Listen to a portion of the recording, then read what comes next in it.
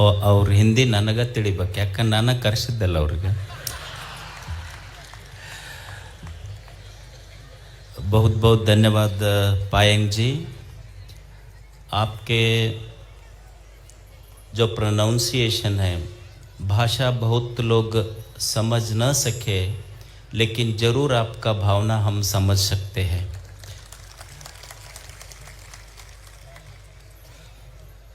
ಅವ್ರು ಹೇಳಿದ್ದು ನಾ ಹೇಳ ನಿಮಗೆ, ನಾ ಹೇಳಿದ್ರೆ ಬೈದ ಹೇಳ್ಬೇಕಾಗತ್ತೆ ನಿಮಗೆ. ಅವ್ರು ಏನು ಹೇಳ್ಯಾರಂದ್ರೆ, ಗಿಡ ಮರ ಐತಲ್ಲ, ಅದು ಮರ ಬರೇ ಮರ ಅಂತ ತಿಳ್ಕೊಬೇಡ್ರಿ, ಮರ ಭೂಮಿಗೆ ದೇವನಿತ್ತ ವರ ಅಂತ ತಿಳ್ಕೊಡ್ರಿ ಅಂತ ಹೇಳ್ಯಾರ ಅವರು. ನಾವೆಲ್ಲರೂ ಕೂಡಿ ಇದನ್ನೇನು ಮಾಡಬೇಕು ಅಂದ್ರೆ clean India, green India, great India ಮಾಡಬೇಕಂತ ಹೇಳಿದ್ರು ಅವರು. ಅವ್ರ ಭಾಷಾ ತರ್ಜುಮೆ ಮಾಡೋದು ಬಹಳ ಕಷ್ಟ ಐತಿ. ಒಬ್ಬ ವ್ಯಕ್ತಿಯ ಭಾಷೆ ಅದನ್ನು ಭಾಷಾಂತರಿಸುವುದು ಕಷ್ಟ, ಅದರ ಭಾವಾಂತರ ಮಾಡ್ಬೋದು. ಅವರ ಭಾವನೆಗಳು ನಮಗೆ ಅರ್ಥ ಆಗ್ತವೆ, ಭಾವನೆಗಳು ತಿಳ್ಕೊಬೇಕು. ನೋಡಿ, ಎಲ್ಲೋ ಹಳ್ಳಿಯಲ್ಲಿ ಹುಟ್ಟಿದ ಅಕ್ಷರ ಜ್ಞಾನವಿಲ್ಲದ ಮನುಷ್ಯ 13,00,000 ಎಕರೆ, ಸುಮಾರು 1,400 ಎಕರೆ ಗಿಡ ಬೆಳೆಸಿದ್ದಾರೆ ಅವರು. ಸೊ ಅಂಥವ್ರು ಅಲ್ಲಿಂದ ಅಸ್ಸಾಮದಿಂದ ಇಲ್ಲಿಗೆ ಬಂದು ನಿಮಗೆ 2 ಸ್ಫೂರ್ತಿಯ ಮಾತುಗಳು ಹೇಳಿದ್ದಾರೆ, ಅವರಿಗೆ ಧನ್ಯವಾದ. ಇನ್ನೊಂದು, ಈ ಸಲ ಜಾತ್ರಾ ಅಭಿಯಾನದಲ್ಲಿ ನಾವು ವಾಕ್ ಮತ್ತು ಶ್ರವಣ ಈ ಕೃತಕ ಕೈಕಾಲು ಜೋಡಣೆ ಅಭಿಯಾನ ಮಾಡ್ತಾ ಇದ್ವಿ. ಅಂದರೆ ಯಾರಿಗೂ ಆಕ್ಸಿಡೆಂಟ್ನಾಗೋ ಪೋಲಿಯೋ ಆಗೇನೋ ಭಾಳಷ್ಟು ಜನ ಬಡವರಿಗೆ ಕೈ ಮುರ್ಕೊಂಡಿರ್ತಾರೆ, ಕಾಲು ಹೋಗಿರ್ತಾವ. ಅಂಥವ್ರಿಗೆ ಎಷ್ಟು ಜನ ಇದ್ದರೂ ಸಹಿತ ಅಲ್ಲೊಂದು ಕೌಂಟರ್ ಮಾಡಿದೆ ಕೆಳಗೆ ಬಾವಿ ಹತ್ತಿರ. ನೀವು ನಿಮ್ಮ ಸಂಬಂಧಿಕರಿರಲಿ ಯಾರೇ ಇರಲಿ, ಅವರ ಹೆಸರುಗಳನ್ನು ನೋಂದಾಯಿಸಿದ್ರೆ ಅವರಿಗೆಲ್ಲ ಉಚಿತವಾಗಿ ಕೃತಕ ಕೈಕಾಲು ಜೋಡಣೆಯನ್ನು ಮಾಡುವ ವ್ಯವಸ್ಥೆಯನ್ನು ನಾವೆಲ್ಲ ಪ್ಲ್ಯಾನ್ ಮಾಡಿಕೊಂಡಿದ್ದೇವೆ. ಅದು ಹೆಸರು ನೋಂದಾಯಿಸ್ರಿ. ಅದು ಒಟ್ಟ ರೂಢಿ ಬಿಟ್ಟೈತೆ. ಫ್ರೀ ಕೊಟ್ಟಾರಂದ್ರೆ ಚಪ್ಪಾಳೆ ಹೊಡಿತಾರೆ ಅವ್ರು, ಒಟ್ಟ ರೂಢಿ ಹಾಕಿಬಿಟ್ಟಾರೆ ಎಲ್ಲರೂ ಅವರಿಗೆ. ಇಲ್ಲ, ಅದು ಬೇರೆ, ನಂಬುದು ಬೇರೆ. ಅವ್ರು ಹೆಂಗೆ ಕೊಡ್ತಾರೋ ಗೊತ್ತಿಲ್ಲ. ನಾವಂತೂ ಹೃದಯದಿಂದ ನಮ್ಮ ಗೌಶಿದ್ದಪ್ಪಜ್ಜನ ಮಕ್ಕಳಿಗೆ ಮುಟ್ಟಬೇಕಂತ ಮಾಡೋದು ನಮ್ದು ಅಷ್ಟೆ. ಉಳಿದವರು ಫ್ರೀ ಬಗ್ಗೆ ನಾ ಮಾತಾಡಲ್ಲ. ಆಮೇಲೆ ಯಾರು ಶಾಲೆಯ ಮಕ್ಕಳದಾರ, ಶಾಲೆಯ ಮಕ್ಕಳಿಗೆ ಅವರಿಗೆ ಉಚಿತವಾಗಿ ಓದಲಿಕ್ಕೆ ತೊಂದರೆ ಆಗ್ತದೆ, ಅವ್ರಿಗೆ ಕಿವಿ ಕೇಳದೇ ಇದ್ದರೆ ಅಂಥ ಮಕ್ಕಳಿಗೆ ಉಚಿತವಾಗಿ ಶ್ರವಣ ಸಾಧನಗಳನ್ನು ಕೊಡ್ತಾರೆ. ಅದಕ್ಕೆ ಅವ್ರ ಹೆಸರು ಇದ್ದರೆ ಅಲ್ಲಿ ನೋಂದಾಯಿಸ್ಬೇಕು. ಅವ್ರಿಗೆ ಆಮೇಲೆ ಸ್ಕ್ರೀನಿಂಗ್ ಮಾಡಿ ಎಲ್ಲ ಕೊಡ್ತಾರೆ. ಭಾಳ ಜನ ಕೇಳಿದ್ರೆ, ನಮಗೆ ದೊಡ್ಡವರಿಗೆ ಯಾಕೆ ಕೊಟ್ಟಿಲ್ಲರಿ ಅಂತ ಕೇಳಿದ್ರಿ ಕೆಲವು ಮಂದಿ. ಇವು ಮುದುಕರು ಮುದುಕಿಯರಿಗೆ ಹೋಗಿ ಮತ್ತು ಅವು ಮೊದಲ ಕಿವಿ ಕೇಳೋದಿಲ್ಲ, ಮತ್ತು ಹೋಗಿ ನಾವು ಒಂದು ಇದು ಕೊಡಬೇಕು. ಅವು ಮಕ್ಕಳು ಸ್ವಸ್ಥರು ಬೈದಿದ್ದು ಮತ್ತೆ ಕೇಳಬೇಕು, ಅವು ಜಗಳ ಆಡಬೇಕು, ಅವು ತೊಗೊಂಡು ಮಠಕ್ಕೆ ಬರಬೇಕು, ಮತ್ತು ನನ್ನ ಕೆಲಸ ಬಿಟ್ಟು ಜಗಳ ಬಗೆಹರಿಸ್ಬೇಕು. ಅದಕ್ಕೆ ಅವ್ರಿಗೆ ಬೇಡ ಸುಮ್ಮ ಆರಾಮಿರಿ ಅಂತ ಹೇಳಿದೆ ನಾನು ಅವ್ರಿಗೆ. ಅದಕ್ಕೆ ವಿಶೇಷವಾಗಿ ಮಕ್ಕಳ ಸಲುವಾಗಿ ಮಾಡಿದೆ. ಅಂಥ ಮಕ್ಕಳು ಯಾರಾದರೂ ಇದ್ದರೆ ಅವರ ಮಕ್ಕಳ ಕಲಿಕೆಗೆ ತೊಂದರೆ ಆಗುವಂಥ ಉದ್ದೇಶದಿಂದ ಆ ಮಕ್ಕಳಿಗೂ ಸಹಿತ ಉಚಿತವಾಗಿ ಶ್ರವಣ ಸಾಧನಗಳನ್ನು ಕೊಡಲಾಗ್ತದೆ. ಅವರ ಹೆಸರನ್ನು ಅಲ್ಲಿ ನೋಂದಾಯಿಸಿರೋದನ್ನು. ಧನ್ಯವಾದಗಳು. ಇವರೆಲ್ಲ ಶ್ರೀ ಗವಿಸಿದ್ದೇಶ್ವರ ಉಚಿತ ಪ್ರಸಾದ ನಿಲಯದ ಮಕ್ಕಳು. ಅವರೆಲ್ಲ ದಿವಸ ಯೋಗಾಭ್ಯಾಸ ಮಾಡ್ತಾರೆ. ಆ ಮಕ್ಕಳಿಗೆ ತಮ್ಮ ಪ್ರೋತ್ಸಾಹ ಇರಲಿ. ಮುಂದಿನ ವರ್ಷ ಕಾಟ್ರಳ್ಳಿಯಲ್ಲಿ ತಮಗೆಲ್ಲ ಗೊತ್ತಿರ್ಬೋದು, ಇಲ್ಲಿ ಸುಮಾರು 4,500 ಗಂಡು ಮಕ್ಕಳಿಗೆ ಇಲ್ಲಿ ಮಾಡಿದ್ದೇವೆ. ಕಾಟ್ರಳ್ಳಿಯಲ್ಲಿ ಸುಮಾರು 48 ಎಕರೆ ಕ್ಯಾಂಪಸ್, ಕಾಟ್ರಳ್ಳಿ ಮತ್ತು ಕೋಳೂರು ನಡುವೆ. ಅಲ್ಲಿ ಈಗೊಂದು 1,200 ಜನ ವಿದ್ಯಾರ್ಥಿನಿಯರಿಗೆ ಕಾಲೇಜ್ ಬಿಲ್ಡಿಂಗ್ ರೆಡಿಯಾಗಿದೆ. 1,200 ಮಕ್ಕಳ ಡೈನಿಂಗ್ ಹಾಲ್ ತಯಾರಾಗ್ತಾಯಿದೆ. 600 ಮಕ್ಕಳಿಗೆ ಒಂದು ದೊಡ್ಡ ಹಾಸ್ಟೆಲ್ ರೆಡಿಯಾಗಿದೆ. ಬಹುಶಃ ಏಪ್ರಿಲ್ ಮೇದೊಳಗೆ ಅದರ ಉದ್ಘಾಟನೆ ಮಾಡ್ತೇವೆ. ಅದರ ಬಿಲ್ಡಿಂಗ್ ಕ್ಯಾಂಪಸ್ ಎಷ್ಟು ಚಲೋ ಆಗಿದೆ ಅಂದರೆ ನಿಮಗೆ IIT ಬಿಲ್ಡಿಂಗ್ ನೋಡ್ದಂಗೆ ಆಗಿರ್ಬೇಕು, ಅಷ್ಟು ಸುಂದರವಾಗಿ ಆ ಮಕ್ಕಳಿಗೆ ನಿರ್ಮಾಣ ಆಗಿದೆ. ಅದನ್ನೆಲ್ಲ ಮಕ್ಕಳಿಗೆ ಅದನ್ನೆಲ್ಲ ಉಚಿತವಾಗಿ ಮಾಡಬೇಕು ಅನ್ನೋದು ನನ್ನ ಕಲ್ಪನೆ. ನನಗೆ ಮೆಡಿಕಲ್ ಕಾಲೇಜು ಇಂಜಿನಿಯರಿಂಗ್ ಕಾಲೇಜ್ ಮಾಡಲಿಕ್ಕೆ ಇಷ್ಟ ಇಲ್ಲ. ಯಾವ ಮಕ್ಕಳು ಬಂದಿರ್ತವೆ ಅವ್ರಿಗೆ ನನ್ನ ಕಡೆಯಿಂದ ಎಷ್ಟು ಸಾಧ್ಯ ಇದೆ ಅದನ್ನು, ಯಾಕಂದರೆ ದೊಡ್ಡ ಪ್ರಾಜೆಕ್ಟು, ಈಗ ಅದರ ಡಿಟೇಲ್ಸ್ನ ಹೇಳಾರೆ. ಅದನ್ನು ಉದ್ಘಾಟನೆ ಆದಮೇಲೆ ಅದನ್ನು ಎಷ್ಟರ ಮಟ್ಟಿಗೆ ನಾವು ಮಾಡ್ತೀವಿ ಅನ್ನೋದನ್ನು ನಿಮಗೆ ಹೇಳ್ತೇನೆ. ಆದರೆ ಅದು ವಿದ್ಯಾರ್ಥಿನಿಯರಿಗಾಗಿ 1200 ಮಕ್ಕಳು ಓದ್ಬೋದು. ನಿಮ್ಮ 3-4 ಜಿಲ್ಲಾದೊಳಗೆ ಹೆಣ್ಮಕ್ಳಿಗೆ ಸಮಸ್ಯೆನೇ ಬರೋದಿಲ್ಲ. 50-60 ಕಿಲೋಮೀಟರ್ ಅಡ್ಡಾಡೋದು. ಬಹುಶಃ ಮುಂದಿನ ವರ್ಷನೇ ಜೂನಿಗೆ ಅದನ್ನು ಶುರು ಮಾಡ್ತೇವೆ. ಅದು ಒಂದು ವಿಷಯ ತಮಗೆ ಹೇಳೋದು. ನಿನ್ನೆಯ ದಿವಸ ನಾವೆಲ್ಲ ಇಬ್ಬರು ಸಾಧಕರನ್ನು ನೋಡಿದ್ದೇವೆ. ಇವತ್ತು ನಮ್ಮೆದುರಿಗೆ ಇಬ್ಬರು ಸಾಧಕರಿದ್ದಾರೆ. 12ನೇ ಶತಮಾನದಲ್ಲಿ ಒಂದು ಘಟನೆ ನಡೀತು. ತುರುಗಾಹಿ ರಾಮಣ್ಣ ಅಂತ ಇದ್ದ. ಆ ತುರುಗಾಹಿ ರಾಮಣ್ಣ ಅವ ಸಾಲಿ ಕಲೀಲಾರ್ದ ಮನುಷ್ಯ. ಅವ ಏನು ಮಾಡ್ತಿದ್ದ ಅಂದ್ರೆ ದನ ಕಾಯುವ ಕಾಯಕ ಮಾಡ್ತಿದ್ದ. ದನ ಕಾಯುವ ಕಾಯಕ ಮಾಡುವಂಥ ತುರುಗಾಹಿ ರಾಮಣ್ಣನಿಗೆ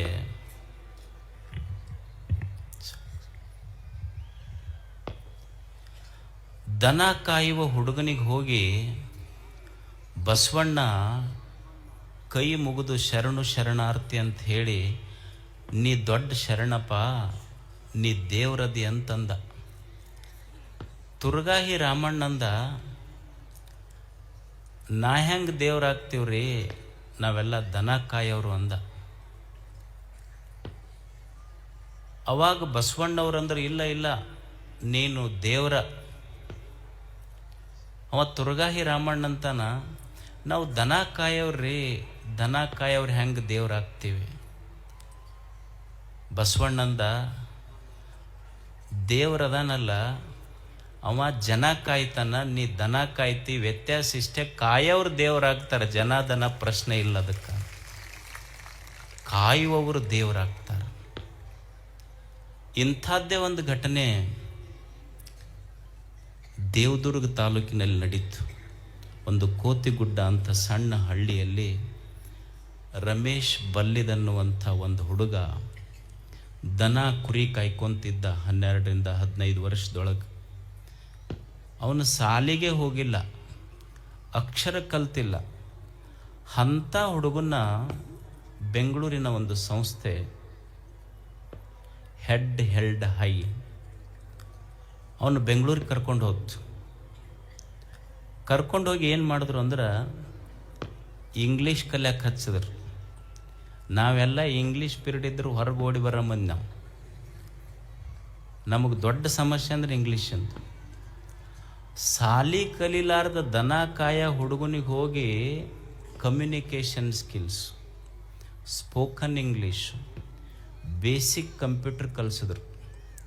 ಸುಮಾರು 6 ತಿಂಗಳಿಂದ 1 ವರ್ಷದೊಳಗೆ ಒಟ್ಟ ಸಾಲಿ ಕಟ್ಟೆ ಹತ್ತಲಾರ್ದ ಹುಡುಗ ಇಷ್ಟು ಚಲೋ ಇಂಗ್ಲೀಷ್ನಾಗ ತಯಾರಾದ್ನಲ್ಲ. ಅವ ಈಗ ಹೆಂಗಾಗ್ಯಾನಂದ್ರೆ, ಈ BEd CET ಟೆಟ್ ಅಂತ ಇರ್ತೈತಿ, ಟೀಚರ್ ಆಗೋರಿಗೆ, KS ಆಗೋರಿಗೆ, IAS ಆಗೋರಿಗೆ, JEE ಹೋಗೋರಿಗೆ ಇಂಗ್ಲೀಷ್ ಹೇಳ್ಕೊಡ್ತಾನ. ಅವನೇ ರಮೇಶ್ ಬಲ್ಲಿದ್. ನಮ್ಮೆದುರಿಗಿದ್ದಾರವ್ರು. ಸಾಲಿ ಕಲೀಲಾರ್ದ ಮನುಷ್ಯ, ಸಾಲಿ ಕಟ್ಟಿ ಹತ್ತಲಾರ್ದ ಮನುಷ್ಯ ಇಷ್ಟು ಚಲೋ ಇಂಗ್ಲೀಷ್ ಕಲ್ತು ಇವತ್ತೆಲ್ಲರಿಗೆ ಇಂಗ್ಲೀಷ್ ಕಲಿಸ್ತಾ ಇದ್ದಾನೆ. ಸುಮಾರು 4-5 ಲಕ್ಷ ಮಕ್ಕಳ ಜೊತೆ ಸಂವಾದ ಮಾಡಿದ್ದಾನೆ. ಕರ್ನಾಟಕದಲ್ಲಿ ಹಳ್ಳಿಗಳಲ್ಲಿ ಮಕ್ಕಳಿಗೆ ಈ ಇಂಗ್ಲೀಷಿನ ಭಯ ಹೋಗಬೇಕು ಅಂತ ಸುಮಾರು 700 ಕಾರ್ಯಕ್ರಮಗಳನ್ನು ಮಾಡಿದ್ದಾನೆ. ಅಂಥ ವ್ಯಕ್ತಿ ಅಂದ್ರೆ ಶಾಲೆಯ ಕಟ್ಟೆ ಹತ್ತದೆ. ಇವತ್ತಿಗೂ ನಾ ಕೇಳಿದೆ, ನಿಂದು ಯಾವ್ದಾರ ಸರ್ಟಿಫಿಕೇಟ್ ಏನಾರ ಸಿಗ್ತಾವನ್ನೋ ಅಂತ. ಅದು ಸರ್ಟಿಫಿಕೇಟಿಗೆ ನಮಗೆ ಒಟ್ಟ ಬೆಟ್ಟಿನೇ ಇಲ್ಲರಿ ಅಜ್ಜರ, ನಮಗೂ ಅದಕ್ಕೂ ಅಂದವ. ಸರ್ಟಿಫಿಕೇಟ್ ಇಲ್ಲ, ಆದ್ರೆ ಬಹಳಷ್ಟು ಜನರಿಂದ ಸರ್ಟಿಫೈಡ್ ಆಗೈತೆ ಅವನಿಗೆ, ಇವ ಚಲೋ ಇಂಗ್ಲೀಷ್ ಮಾತಾಡ್ತಾನಂತೆ. ಅಂಥ ಒಬ್ಬ ಸಾಧಕ ನಮ್ಮೆದುರಿಗಿದ. ನಮಗೆಲ್ಲ ಉತ್ತರ ಕರ್ನಾಟಕದ ಮಂದಿಗೆ ನಮ್ಮನ್ನು ಹಿಡ್ಕೊಂಡ ಹೇಳೋದು ನಾವೆಲ್ಲ ಇಂಗ್ಲೀಷ್ ಪೀರಿಯಡ್ ಇದ್ದರೂ ಹೊರಗೆ ಬರ್ತಿದ್ವಿ ನಾವು. ನನಗೆ ಖಡಿ ಸರ್ ಅಂತಿದ್ರು ಇಲ್ಲಿ, ಎಸ್ ಬಿ ಖಡಿ ಅವ್ರು ಅಂತಂದು. ನಾವು ಒಟ್ಟ ಇಂಗ್ಲೀಷ್ ಪೀರಿಯಡ್ ಇತ್ತು ಅಂದ್ರೆ ಹೊರಗೆ ಓಡಿ ಬರ್ತಿದ್ದೆ. ಒಂದು ದಿವ್ಸ ನನ್ನ ಹಿಡಿದು, ಸ್ವಾಮಿ ನೀ ಕುಂದ್ರಬೇಕು ನೀನು ಇಂಗ್ಲೀಷ್ ಪೀರಿಯಡ್ನಾಗ ಅಂತ ಕುಂದ್ರಿಸಿದ್ರು ನನಗೆ. ನಿಮಗೆ ಆಶ್ಚರ್ಯ ಅನ್ನಿಸ್ಬೋದು, ನನಗೆ B A final year pass ಆದಮೇಲೆ ಒಂದು ಇಂಗ್ಲೀಷ್ ಸೆಂಟೆನ್ಸ್ ಫುಲ್ ಸ್ಟಾಪ್ ಬಂತು ಅಂದ್ರೆ ನೆಕ್ಸ್ಟ್ ಕ್ಯಾಪಿಟಲ್ ಬರಿಬೇಕು ಅನ್ನೋದು ಬಿ ಎ ಫೈನಲ್ ಇಯರ್ ಆಗಿಂದ ಗೊತ್ತಾಗೈತೆ ನಮಗೆ. ನಾವು ಹೆಂಗೆ ಇಂಗ್ಲೀಷ್ ಪಾಸ್ ಮಾಡಿದ್ವಿ ಗೊತ್ತಿಲ್ಲ, ಮತ್ತು ನಮ್ಮನ್ನು ಪಾಸ್ ಮಾಡಿದ ಟೀಚರು ಅಷ್ಟೇ ಶಾಣ್ಯರಿದ್ರೆ ಕಾಣ್ತೈತೆ ಅವು. ಒಟ್ಟ ಮಾಡಿ ದಬ್ಬದ್ರೆ ನಮಗವ್ರು ಅಷ್ಟು ದುಬಾರಿ ನಮಗದು. ನಮ್ಮ ಮಗಳ ಸರ್ ಅಂತಿದ್ರು ಇಲ್ಲಿ, ಟಿ ವಿ ಮಗಳಾದ ಗುರುಗಳು, ಅವ್ರೊಂದು ತಮಾಷೆ ಹೇಳ್ತಿದ್ರು ನಮಗೆಲ್ಲ ಟ್ಯೂಷನ್ಗೆ ಹೋದಾಗ. ಒಂದು ಹುಡುಗಿತ್ತಂತ, ಅವನಿಗೆ ಭಾಳ ಕಷ್ಟಪಟ್ಟು ಸರ್ ಕಲಿಸ್ತಿದ್ರಂತ. ಅವನಿಗೆ ಎಲೆಕ್ಟ್ರಿಸಿಟಿ ಅನ್ನಂತ ಕಲಿಸ್ತಿದ್ರು, ಅವನಿಗೆ ಅನ್ಲಿಕ್ಕೆ ಬರ್ತಿದ್ದಿಲ್ಲ. ಅವ ಬರೀ ಎಲೆಕ್ಟ್ರಿಕಿಟಿ ಅಂತಿದ್ದವ. ಅವ ಮಾಸ್ತರ್ಗೆ ಒಂದು ದಿವ್ಸ ಬಜಾರ್ದಾಗ ಅವ್ರ ಅಪ್ಪ ಭೇಟಿಯಾದ. ನಿಮ್ಮ ಹುಡುಗಗೆ ಎಷ್ಟು ಸಲ ಹೇಳ್ತೀನಿ ರೀ ಎಲೆಕ್ಟ್ರಿಸಿಟಿ ಅನ್ನಂತಂದು, ಅವ ಬರೀ ಎಲೆಕ್ಟ್ರಿಕಿಟಿ ಅಂತಂದು ಹೇಳಬಾರ್ದನ್ನು ನೀವು. ಸರ್ ಅವನಿಗೆ ಕೆಪ್ಯಾಕಿಟಿನ ಅಷ್ಟ ಐತಿ ಬಿಡ್ರಿ ಅಂದವ್ರ ಅಪ್ಪ. ಅವನಿಗೆ ಕೆಪ್ಯಾಕಿಟಿನ ಅಷ್ಟ ಐತಿ, ನೀವ್ಯಾಕೆ ತಲೆ ಕೆಡಿಸ್ಕೊಂತೀರ ಅದ್ರ ಬಗ್ಗೆ. ಅವ ಮಾಸ್ತರ್ ಹೋವಾರ್ದ, ಇದು ಹಿಂಗಾದ್ರೆ ಚಲೋ ಆಗೋದಿಲ್ಲ ಅಂತ ಅವ್ರ ಅಜ್ಜಿಗೆ ಹೋದ. ಅವ್ರ ಅಜ್ಜಿಗೆ ಹೋಗಿ ಭೇಟಿಯಾಗಿ ಹೇಳ್ದ, ಅಲ್ರಿ ಮತ್ತು ನಿಮ್ಮ ಅಮ್ಮಗ ನೋಡಿದ್ರೆ ಎಲೆಕ್ಟ್ರಿಕಿಟಿ ಅಂತಾನ, ನಿಮ್ಮ ಮಗ ನೋಡಿದ್ರೆ ಕೆಪ್ಯಾಕಿಟಿ ಅಂತಾನ, ಇವ್ರಿಗೆ ನೀವರ ಹೇಳ್ಬೇಕಲ್ಲ. ಸರ್ ಅವು ಮಳ್ಳದವು, ಎಂದೂ ಯೂನಿವರ್ಸಿಟಿ ಕಟ್ಟಿನೇ ಹತ್ತಿಲ್ಲ, ಅವಕ್ಕೇನು ಗೊತ್ತಾಕೈತಂದ. ಅವು ಒಂದು ದಿವ್ಸ ಯೂನಿವರ್ಸಿಟಿ ಕಟ್ಟಿ ಹತ್ತಿದ್ರೆ ಗೊತ್ತಾಕೈತೆ ಅವು ಮಾಸ್ತರ್ ಅಂದ, ಈ ಊರು ಖಾಲಿ ಮಾಡೋದ ಬೇಷಂದವು. ಏನಾದರೂ ಮಾಡಿ ಕೊನೆಗೆ ಇವ್ರ ದುರ್ದೈವಕ್ಕೆ ಅವ್ರ ಮುತ್ತಜ್ಜ ಬದುಕಿದ್ದ. ಅವನಿಗೆ ಹೋಗಿ ಭೇಟಿ ಆದ. ಹೋಗಿ ನಮಸ್ಕಾರ ರೀ ಯಜಮಾನ್ರೇ ಸಾವ್ಕಾರ. ಅವ ಕೈ ನಡುಗ್ತಿತ್ತು, ಮುದುಕ ವಯಸ್ಸಾಗಿತ್ತು 110 ವರ್ಷ. ನಿಮ್ಮ ಮೊಮ್ಮಗನಿಗೆ ಕಲಿಸ್ತೀನಿ ಇಂಗ್ಲೀಷ, ಅವ ಎಲೆಕ್ಟ್ರಿಕಿಟಿ ಅಂತಾನ. ಮರಿಮೊಮ್ಮಗ ನಿಮ್ಮ ಮೊಮ್ಮಗ ಕೆಪ್ಯಾಕಿಟಿ ಅಂತಾನ, ನಿಮ್ಮ ಮಗ ನೋಡಿದ್ರೆ ಯೂನಿವರ್ಸಿಟಿ ಅಂತಾನ. ಇದನ್ನೇನು ಮಾಡಬೇಕು? ಅವ ಕೈ ನಡುಗಿಸ್ಕೊಂತ ಕೈ ಮುಗಿದು ಹೇಳದಂತ, ನೋಡ್ರಿ ಸರ, ಊರಾಗ ನಮ್ಮದೊಂದು ದೊಡ್ಡ ಮನೆತನ ಇದು. ಅವ ಎಲೆಕ್ಟ್ರಿಕಿಟಿಯರ ಅನ್ನಲಿ, ಅವ ಕೆಪ್ಯಾಕಿಟಿಯರ ಅನ್ನಲಿ, ಅವ ಯೂನಿವರ್ಸಿಟಿಯರ ಅನ್ನಲಿ, ದಯವಿಟ್ಟು ಇದು ಪಬ್ಲಿಕಿಟಿ ಮಾತ್ರ ಮಾಡಕ್ಕೆ ಹೋಗ್ಬೇಡ್ರಿ. ಈ ವಿಷಯ ಊರಾಗ ಒಟ್ಟು ಪಬ್ಲಿಕಿಟಿ ಮಾಡಬೇಡ್ರಿ. ಅವ ಮಸ್ತರ್ ಅಂದ, ಇವ್ರ ಕಿಟಿಕಿಟಿನೇ ಬೇಡ ಅಂದವ. ಅಂದ್ರೆ ನಮಗೆ ಉತ್ತರ ಕರ್ನಾಟಕದೊಳಗೆ ಎಷ್ಟು ಇಂಗ್ಲೀಷ್ ದುಬಾರಿ ಐತಿ. ಇಂಥದ್ರೊಳಗೆ ಒಟ್ಟ ಸಾಲಿ ಕಲ್ತವ್ರದ ಸಮಸ್ಯೆ ನಮಗಿದು.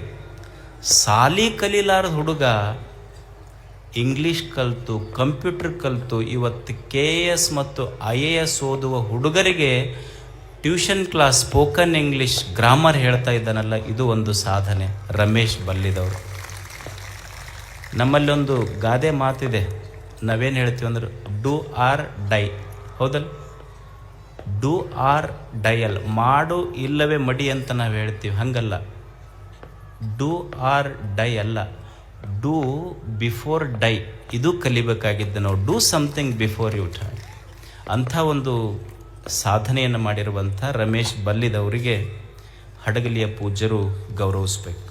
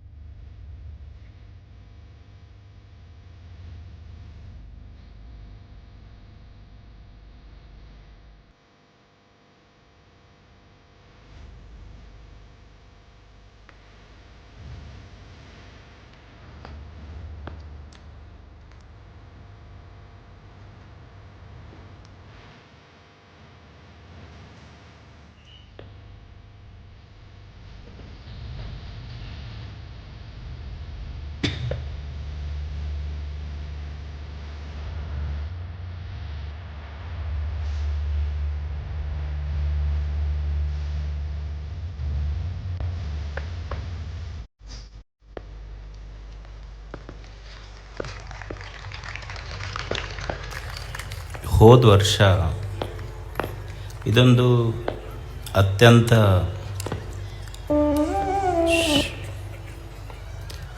ಹೃದಯ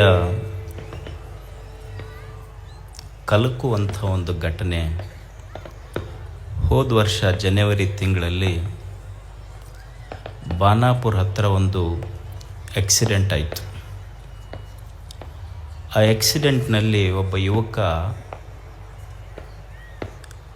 ಅವನ ದವಾಖಾನೆಗೆ ಕರ್ಕೊಂಡು ಹೋದರು. He was in coma. ಕೆಲವು ದಿವಸಗಳಾದ ಮೇಲೆ ಸುಚಿರಾಯು ಆಸ್ಪತ್ರೆಯಲ್ಲಿ ವೈದ್ಯರು ಹೇಳಿದರು ಬ್ರೈನ್ ಡೆಡ್ ಆಗಿದೆ ಅಂತ. ಹರಿಯದ ಮಗ ಗ್ರಾಮ ಪಂಚಾಯಿತಿ ಪ್ರೆಸೆಂಟ್ ಮೆಂಬರ್ ಇದ್ದ. ಆಕ್ಸಿಡೆಂಟ್ ಆಯಿತು ಅಂದ್ರೆ ನಿಮ್ಮ ಮಗ ಬದುಕೋದಿಲ್ಲ ಅಂತ. ಆವಾಗ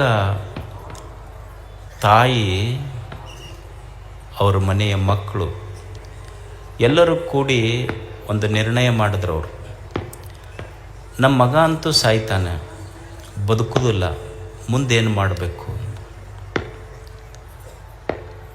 ತಾಯಿ ಮತ್ತು ಅವರ 4 ಜನ ಮಕ್ಕಳು ಕೂಡಿ ಅವ್ರೇನು ಮಾಡಿದ್ರು ಅಂದ್ರೆ, ಬ್ರೈನ್ ಡೆಡ್ ಆದಮೇಲೆ ಮನುಷ್ಯ ಬದುಕೋದಿಲ್ಲ, ನನ್ನ ಮಗ ಬದುಕೋದಿಲ್ಲ ಅಂತ ತಿಳ್ಕೊಂಡು ತಾಯಿ ಫಕೀರಮ್ಮ ಮತ್ತು ಅವರ ಸಹೋದರರು ಕೂಡಿ ತಮ್ಮ ಸಹೋದರನ ಅಂಗಾಂಗಗಳನ್ನು ದಾನ ಮಾಡಲಿಕ್ಕೆ ಒಪ್ಪಿಗೆ ಕೊಟ್ಟರು. ಅವರೆಲ್ಲ ದಾನ ಮಾಡಿದ್ರು.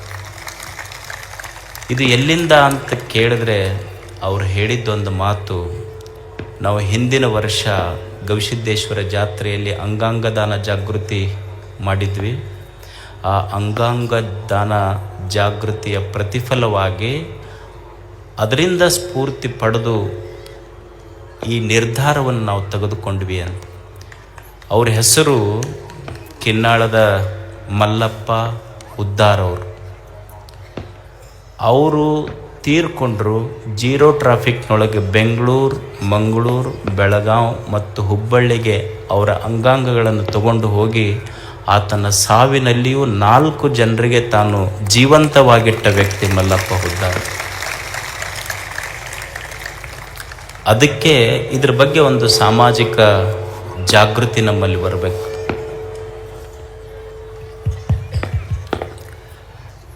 ಇದ್ರ ಬಗ್ಗೆ ಒಂದು ಸಾಮಾಜಿಕ ಜಾಗೃತಿ ಇದು ಬರಬೇಕು ನಮ್ಮಲ್ಲಿ. ಏನು ಅಂದ್ರೆ, ನೇತ್ರದಾನ ಇರ್ಬೋದು, ರಕ್ತದಾನ ಇರಬಹುದು, ಅಂಗಾಂಗ ದಾನಗಳಿರ್ಬೋದು.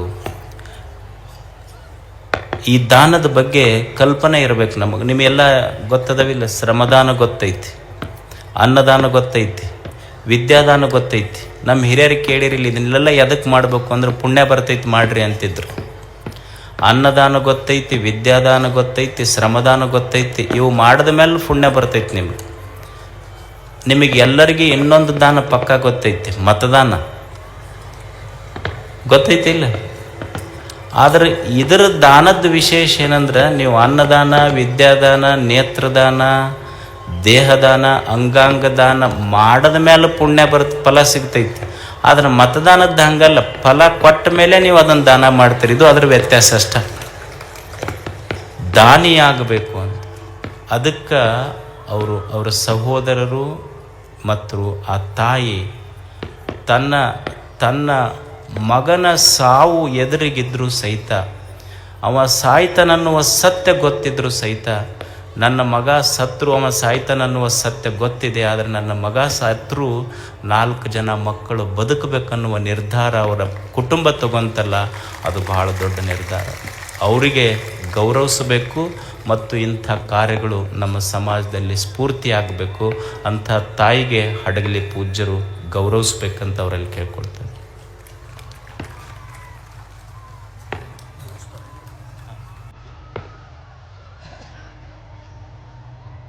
ಅದೆಲ್ಲ ಜೀರೋ ಟ್ರಾಫಿಕ್ನಾಗ ತಗೊಂಡು ಹೋಗಿದ್ದು ವಿಡಿಯೋ ಬರ್ತದೆ ನಿಮ್ಮಲ್ಲಿ, ಅದನ್ನ ನೋಡಿ ಗಮನಿಸ್ರಿ. ಕಿನ್ನಾಳದ ಎಲ್ಲ ಇಡೀ ಊರೇ ಅವ್ರಿಗೆ ಗೌರವಿಸ್ತು ಮಲ್ಲಪ್ಪ ಹುದ್ದಾರ್ ಅವ್ರದ್ದು.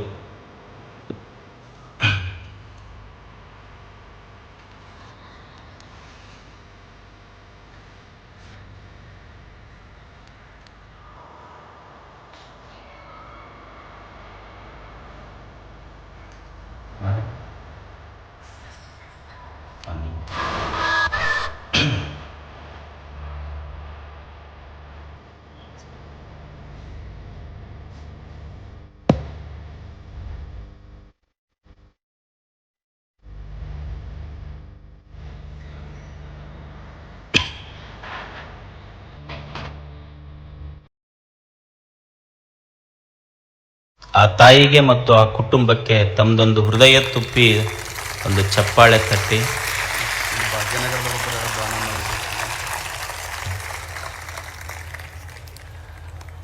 ಆಮೇಲೆ ಇನ್ನೊಂದು ವಿಷಯ ಹೇಳಬೇಕಾಗಿತ್ತು ಕಿನ್ನಾಳದ ಬಗ್ಗೆ. ಒಂದು ಗೆಳೆಯರೊಂದು ಗಾಮನಗಟ್ಟಿ ಗೆಳೆಯರ ಬಳಗ ಅಂತ ಮಾಡ್ಕೊಂಡಾರ. ಅಂದರೆ ಯುವಕರಿಗೆ ಸುಮ್ಮನೆ ಸ್ಫೂರ್ತಿ ಆಗಲಿ ಅಂತ ಒಂದು ಸಣ್ಣ ಇನ್ಸಿಡೆಂಟ್ ಹೇಳ್ತೀನಿ. ಅವ್ರು ಮೊನ್ನೆ ಗಣಪತಿ ಹಬ್ಬದೊಳಗೆ ಗಣಪತಿ ಇಟ್ಟರು, ಊರಾಗೆಲ್ಲ ಗಣಪತಿ ಪಟ್ಟಿ ಕೊಟ್ಟರು. ಈಗ ನೀವು ಮಾಡ್ತೀವಿ ಗಣಪತಿ ಕೂಡಿಸ್ಬಾರ್ದಂತಲ್ಲ, ಅವ ಗಣಪತಿ ಅಂತ ನನಗೆ ಜಲ್ದಿ ಹೋಗ್ಬೇಕಪ್ಪ ಇವ್ರನ್ನ ಕುಣ್ಯಾದು ನೋಡಿದ್ರೆ ಒಲ್ಲೆ ನಾವು ಅಷ್ಟು ಕುಣ್ಯಾದಕ್ಕೆ ಬೇಡ ಅನ್ನೋದಿಲ್ಲ. ಆದರೆ ನಾವು ಗಣಪತಿ ಇಟ್ಟು ಏನೇನು ಮಾಡಬಾರ್ದು, ಲಕ್ಷ್ಮಿ ಇಟ್ಟಿವಿ ಆಕೆ ಮುಂದೆ ಇಸ್ಪಟ್ಟಾಡ್ತೀವಿ, ಗಣಪತಿ ಇಟ್ಟಿವಿ ಅವನ ಮುಂದೆ ಕುಣಿತೀವಿ. ಆದರೆ ನಿಮಗೆ ಒಂದು ಬಹಳ ಸ್ಫೂರ್ತಿದಾಯಕ ವಿಷಯ, ಕಿನ್ನಾಳದ ಗಾಮನಗಟ್ಟಿ ಆ ಗೆಳೆಯರ ಬಳಗ ಗಣಪತಿ ಇಟ್ಟರು, ವಿಸರ್ಜನೆನೂ ಮಾಡಿದ್ರು. ಬಂದ ಪಟ್ಟಿಯೊಳಗೆ ಅವರು ಕುಣಿಲಿಲ್ಲ, ಉಳಿದ ಪಟ್ಟಿಯೊಳಗೆ ಊರಿಗೆ ರಸ್ತೆ ಇಲ್ಲ ಅಂತ ತಿಳ್ಕೊಂಡು ಊರಿಗೆ ರಸ್ತೆ ಮಾಡಿಸಿದ್ರ ಎಲ್ಲ ಯುವಕರು. ಅದರಲ್ಲಿ ಇವರು ಒಬ್ಬರು ಸದಸ್ಯರಿದ್ದರು, ಅವ್ರ ತಾಯಿಯವರು. ತಮಗೆಲ್ಲ ಧನ್ಯವಾದ.